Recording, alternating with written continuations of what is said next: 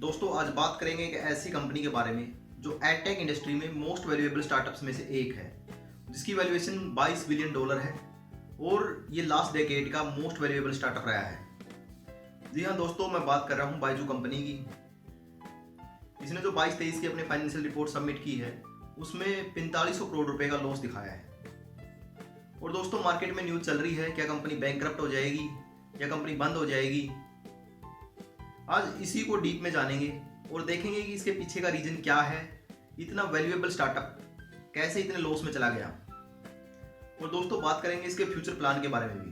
नमस्कार दोस्तों, मेरा नाम है सुनील खटकट और इस वीडियो में हम डीपली एनालाइज करेंगे कि कैसे कंपनी को इतने लॉसेस उठाने पड़े।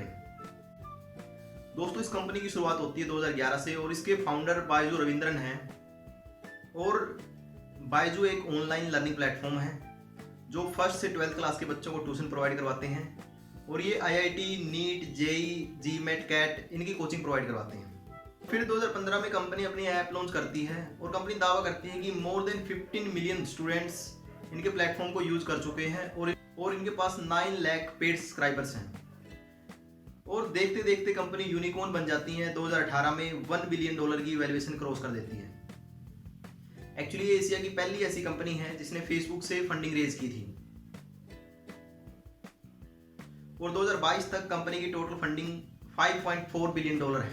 इसके साथ ही कंपनी की वैल्यूएशन $22 बिलियन पहुंच जाती है। बट आज के दिन कंपनी हार्ड फेजिस से गुजर रही है। एक्चुअली कंपनी को फंडिंग रेज करने में प्रॉब्लम्स आ रही है, तो इसी के पीछे रीजन जानेंगे कि क्या है कि इतना वैल्यूएबल स्टार्टअप्स इतनी फंडिंग रेज करने के बाद भी कैसे इनको ये प्रॉब्लम्स आई है। दोस्तों अगर देखा जाए तो 2018 तक कंपनी ठीक ठाक ग्रोथ कर रही थी, बट जैसे ही 2018 से 22 के बीच में कंपनी की 1 बिलियन वैल्यूएशन से 22 बिलियन वैल्यूएशन पहुंच जाती है, 22x मल्टीपल हो जाती है और इट्स ए एक्सपोनेंशियल ग्रोथ। तो इसके पीछे क्या रीजन था? एक्चुअली दोस्तों पैंडेमिक से पहले जो एडटेक प्लेटफॉर्म थे वो ठीक ठाक ग्रो कर रहे थे, बट जैसे ही पैंडेमिक शुरू होता है उनकी ग्रोथ एक्सपोनेंशियली बढ़ जाती है और यहीं पर वो रियलाइज करते हैं, उनको एक अपॉर्चुनिटी नज़र आती है और डेस्परेटली एक्टिव हो जाते हैं वो। और यहाँ पर सारे ही एडटेक प्लेयर आपस में compete करने लगते हैं और अपने मार्केटिंग प्रमोशन के बजट को काफ़ी हाई कर देते हैं। अगर दूसरी तरफ देखा जाए तो पेरेंट्स अपने बच्चों की स्टडी को लेकर चिंतित थे और ये एक्चुअली में चिंता करने वाली बात भी थी, क्योंकि महामारी का पता नहीं चलता कि ये कितना लंबा चल सकती है। और इसी चीज़ का बेनिफिट जो एडटेक प्लेयर्स थे उन्होंने उठाया। एक्चुअली जो पेरेंट्स चाहते थे उन्होंने भी अपने बच्चों को ट्यूशन ज्वाइन कराया और जो पेरेंट्स ना चाहते थे उन्होंने भी अपने बच्चों को ट्यूशन ज्वाइन करवाना पड़ा, क्योंकि जो इनका मार्केटिंग और प्रमोशन था वो इस लेवल का था। एक्चुअली आप इसको देखकर भी अनदेखा नहीं कर सकते। एक्चुअली मुझे यहाँ पर ऐसा लगता है कि इन कंपनीज ने एक चीज़ रियलाइज नहीं की, जो इनको ये ग्रोथ मिल रही है वो किसी इंसिडेंट की वजह से मिल रही है। और वैसा ही देखने को मिलता है जैसे ही पेंडेमिक खत्म होता है धीरे धीरे कंपनी का सब्सक्राइबर बेस कम होने लगता है और कंपनीज लॉस में जाना शुरू हो जाती हैं। जैसे बायजू ने 4500 करोड़ रुपए का लॉस दिखाया है।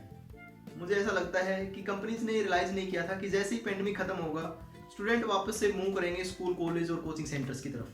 दोस्तों एक रीजन था इसके पीछे high promotion and marketing budget. अगर बायजू का लास्ट ईयर का एक्सपेंस देखते हैं तो वो करीबन 7000 करोड़ था, उसमें से करीबन 2250 करोड़ प्रमोशन का बजट था इनका। क्योंकि जो बायजू है वो अपने मार्केटिंग पर काफ़ी ज़्यादा स्पेंड करती थी। प्रमोशंस में आपने देखा होगा शाहरुख खान इनके ब्रांड एम्बेसडर हैं और फीफा वर्ल्ड कप है इनके ये ऑफिशियल स्पॉन्सर हैं। तो अगर हम चारों तरफ देखते हैं तो हमें बायजू की एड्स ही नज़र आती हैं। ये सोशल मीडिया पर अपनी एड्स चला रहे थे, TV ad, social media, radio, हर जगह इनकी एड्स चलती थी। एक्चुअली दोस्तों कंपनी को लग रहा था कि ये एड के बेसिस पर ही अपना बिजनेस बढ़ा पा रहे हैं, बट एक्चुअल में कंपनी आइडेंटिफाई नहीं कर पाई कि सिर्फ ये एड से अपने कंपटीटर को कम्पीट कर पा रहे हैं, बट अभी ये नीड नहीं है मार्केट की। एक्चुअली दोस्तों एक्सपेंस बढ़ने के पीछे एक रीजन और है। जो फेमस टीचर थे उनको एक्वायर करने के लिए प्लेटफॉर्म एक दूसरे से कम्पीट कर रहे थे, जहाँ पर इनको एक एक्चुअल कॉस्ट से ज़्यादा कॉस्ट पे करनी पड़ रही थी। दोस्तों एक रीज़न ये भी है इनकी जो एक्विजिशन कॉस्ट थी एक बच्चे को ऑनबोर्ड करने की, वो भी काफ़ी ज़्यादा हाई थी। दोस्तों कंपनी इस चीज़ को मॉनिटर नहीं कर पा रही थी। जो एम्प्लॉय हैं इनके वो कस्टमर के घर पे जाके डेमो दे के आ रहे हैं, नहीं पता चल पा रहा था कि इनका जो एम्प्लॉय है वो एक्चुअल में घर गया भी है या नहीं गया है। दोस्तों एक रीजन ये भी है कि कंपनीज ने बैक टू बैक 17 एक्विजिशन किए हैं, जैसा कि आप स्क्रीन पर देख सकते हो। एक्चुअली इसमें मेजर जो एक्विजिशन था वो आकाश इंस्टीट्यूट का था, जो $1 बिलियन की वैल्यूएशन पे किया था, और एक अनदर था वेदांतु, जिसकी वैल्यूएशन थी अराउंड $650 मिलियन। दोस्तों यहाँ पर आपके माइंड में क्वेश्चन आ रहा होगा कि अगर कंपनी इतने अननेसेसरी एक्सपेंसेस कर रही थी तो कंपनी को पहले क्यों नहीं रियलाइज हुआ है? पैंडेमिक खत्म होने के बाद ही कंपनी को ऐसा क्यों रियलाइज हुआ है? एक्चुअली दोस्तों 2017 से 2021 तक कंपनी ने $5.4 बिलियन की फंडिंग रेज की है, क्योंकि बैक टू बैक कंपनी को फंडिंग मिल रही थी, तो कंपनी ये रियलाइज नहीं कर पा रही थी कि भाई पैसा तो है कंपनी के पास में, बट वो प्रॉफिट से नहीं आ रहा था, वो फंडिंग से आ रहा था, और उसको वो एक्विजिशन पर लगा रहे थे। एक्चुअल में कंपनी को तभी रियलाइज हुआ और कंपनी के पास में फंड की प्रॉब्लम आनी शुरू हो जाती है। अभी $22 बिलियन पर कंपनी को फंडिंग रेज करने में भी प्रॉब्लम आ रही है। दोस्तों जुलाई 2022 में रविंद्रन ने $400 मिलियन की इन्वेस्टमेंट की है, बट यहाँ पर ऐसा नहीं है कि कंपनी बंद हो जाएगी या बैंकरप्ट हो जाएगी। अभी कंपनी के कुछ फ्यूचर प्लान्स हैं, उस पर काम कर रही है, तो डेफिनेटली कंपनी बाउंस बैक करेगी और भी अच्छे से ग्रो करेगी। और कंपनी ने एक इकोसिस्टम बनाने की कोशिश की थी यहाँ पे, जो हमें देखने को मिल रहा है कि वो नहीं बन पाया, क्योंकि इन्होंने जो भी मेजर प्लेटफॉर्म्स थे और जो इंस्टीट्यूट थे उन सबको एक्वायर कर लिया था, और ये सोच रहे थे कि अगर ऑनलाइन पढ़ेंगे तो भी बायजू है, अगर ऑफलाइन जाएंगे तो इनका ऑफलाइन सेंटर्स होंगे। दोस्तों एक्चुअली कंपनी बाउंस बैक करने के लिए, कंपनी को प्रॉफिटेबल बनाने के लिए जो कंपनी के द्वारा डिसीजंस लिए गए हैं, जैसे इन्होंने ऑफिशियली अनाउंस किया था कि ये 2500 एम्प्लॉइज़ को निकाल देंगे। एक्चुअली दोस्तों कॉस्ट कटिंग करने के लिए कंपनी ने एक डिसीजन और लिया है। जो इनके 60 ऑफिस थे अलग अलग सिटीज़ में सेल्स के लिए, ये उनको बंद करने जा रहे हैं। तो इनका सेल्स मॉडल होगा वो कोल्ड कॉलिंग बेसिस होगा। पहले इनके एम्प्लॉई कस्टमर्स को कॉल करेंगे, जो इंटरेस्टेड होगा उनके घर पे जाके ये डेमो दे के उनको कन्वर्ट कर लेंगे, और इससे क्या होगा, जो इनकी पर एक्विजिशन कॉस्ट है वो कम हो जाएगी, और यहाँ से कंपनी कुछ अपना जो एक्सपेंस था वो बचा पाएगी। दोस्तों अब बात कर लेते हैं कि उसके बाउंस बैक के बारे में।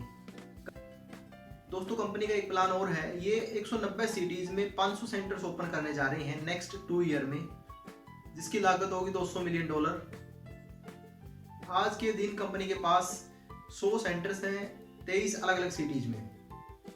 दोस्तों यहाँ पर देखने वाली बात ये है कि अगर ये स्टेप्स नहीं लेती कंपनी, जो इन्होंने अपने मार्केटिंग और प्रमोशन के बजट को इतना हाई किया था, तो जो इनका कंपटीटर्स थे वो इनकी जो मार्केट थी उसको अक्वायर कर लेते। अभी इन्होंने अपनी मार्केट को अक्वायर कर लिया है, अभी कंपनी सस्टेन करेगी, उसके बाद में धीरे धीरे ये प्रॉफिटेबल भी हो जाएगी, क्योंकि अभी इन्होंने बिजनेस को अच्छे से अंडरस्टैंड कर लिया है और ये एक्सपेंशन करेंगे जो ऑफलाइन कोचिंग सेंटर्स हैं। बट कंपनी ने रियलाइज़ कर लिया कि ऑनलाइन की भी अपनी एक मार्केट है, बट ऑफलाइन की इससे भी बड़ी एक मार्केट है, क्योंकि आज के दिन जो बच्चों की प्रेफरेंस है वो ऑफलाइन में ज़्यादा है। तो शायद धीरे धीरे वो ऑनलाइन पे शिफ्ट हो सकते हैं, बट आज के दिन अगर हम देखते हैं तो ऑफलाइन की तरफ ज़्यादा प्रेफर करते हैं बच्चे। और इसी प्रकार से कंपनी ने भी अपना फ्यूचर प्लान को बनाया है। दोस्तों जैसा कि आजकल न्यूज़ देखने को मिल रही है कि जो इसके कस्टमर्स हैं वो बड़े ही डिससेटिस्फाई हैं इस कंपनी से, और जो इसके एम्प्लॉयज़ हैं वो भी रिवील कर रहे हैं कि कैसे कंपनी उनको ट्रीट करती थी। वो सेल्स टारगेट को पूरा करते थे, उसके बाद भी उनको फायर कर दिया गया है। बट ऐसा हमें जनरली देखने को मिलता है कि किसी भी कंपनी के 100% जो कस्टमर्स हैं वो सेटिस्फाई नहीं हो सकते, क्योंकि कहीं ना कहीं तो कस्टमर की जो सेटिस्फैक्शन है और एम्प्लॉय की जो सेटिस्फैक्शन है वो अनमैच करती है कंपनी के साथ। दोस्तों अभी एक बार बात कर लेते हैं जो इसकी न्यूज़ चल रही है मार्केट में कि कंपनी बैंकरप्ट हो जाएगी, बंद हो जाएगी। दोस्तों अगर देखा जाए तो कंपनी दावा करती है कि 86% इसकी रिटेंशन रेट है और 5 मिलियन पेड सब्सक्राइबर्स हैं इनके पास। और दोस्तों कंपनी के फ्यूचर प्लान्स को देखकर ऐसा ही लग रहा है जैसे वो अपने कॉस्ट में कटिंग कर रहे हैं और वो ऑफलाइन कोचिंग सेंटर्स की तरफ मूव कर रहे हैं। तो कंपनी धीरे धीरे प्रॉफिट में आ जाएगी, मे भी कंपनी की ग्रोथ स्लो हो सकती है। धन्यवाद दोस्तों, अगर वीडियो अच्छा लगा तो प्लीज़ शेयर करें, लाइक करें और चैनल को सब्सक्राइब कर लें।